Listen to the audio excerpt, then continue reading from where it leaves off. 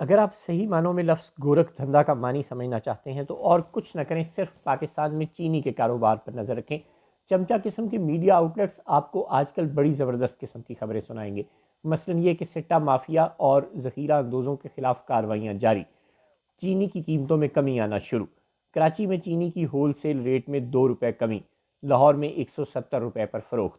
اب آپ کو کیا کوئی چمچہ قسم کا میڈیا آؤٹلیٹ یہ بھی بتا رہا ہے کہ ابھی کچھ ہی دن پہلے تک چینی 100 روپے کلو سے بھی کم پر فروخت پاکستان میں ہو رہی تھی؟ پھر کیا ہوا؟ پھر اب جب وہ یہ بتا رہے ہیں کہ 170 روپے چینی کی قیمت ہو گئی، لیکن چینی کی قیمت میں کمی بھی ہو گئی، دیکھیں ہے نا سائنس،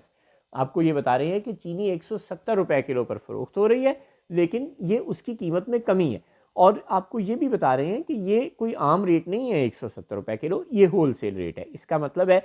کہ پرچون میں مجھے اور آپ کو تو چینی 200 روپے کلو یا اس سے بھی زائد داموں پر اس وقت بازار میں ملے گی، اور اس کی ذمہ داری بھی ظاہر ہے شاید عمران خان کی ہوگی یا پتہ نہیں کس کی ہوگی۔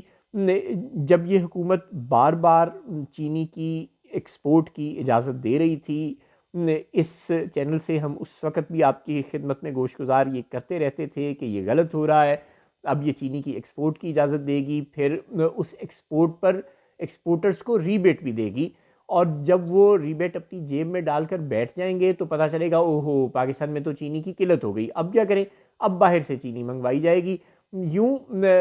جو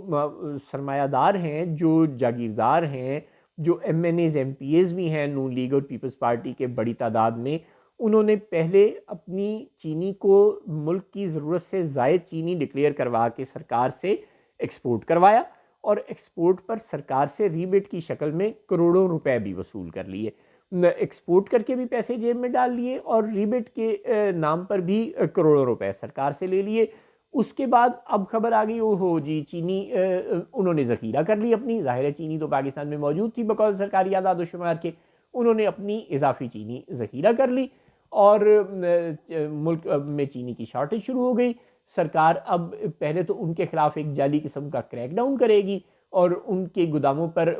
کریک ڈاؤن کر کے کوئی ایک دو منشی پکڑ لے گی، کوئی ایک دو گودام سیل کر دے گی، کوئی ایک دو گوداموں سے چینی پکڑ کر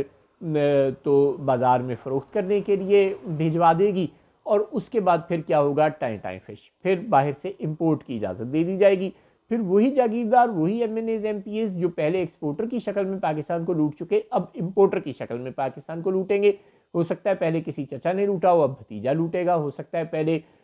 بیٹے نے لوٹا ہو اب باپ لوٹے گا، مگر ہوگا یہی۔ اب وہ چینی امپورٹ کریں گے، چینی امپورٹ ہوگی تو پھر کہا جائے گا مبارک ہو مبارک ہو، وزیر اعظم شہباز شریف اور آرمی چیف کی کوششوں سے ملک میں چینی سستی ہو گئی اور ذخیرہ اندوزوں کے خلاف کارروائیاں جاری ہیں۔ اور یہ کہانی آج کی نہیں، یہ کہانی شہباز حکومت کی نہیں، یہ کہانی صرف عمران حکومت کی نہیں، یہ کہانی صرف نواز شریف حکومت کی نہیں، یہ پاکستان کی ہر حکومت کی کہانی ہے۔ جب سے پاکستان بنا ہے یہی ہو رہا ہے، چینی ایکسپورٹ کر دو، اوہو چینی کم ہو گئی، چلو اب چینی امپورٹ کر لو، اور دونوں صورتوں میں جاگیرداروں کو نواز دو، اور دونوں صورتوں میں غریب یا تو چینی سے محروم ہو یا سستی چینی سے تو 100% محروم ہو۔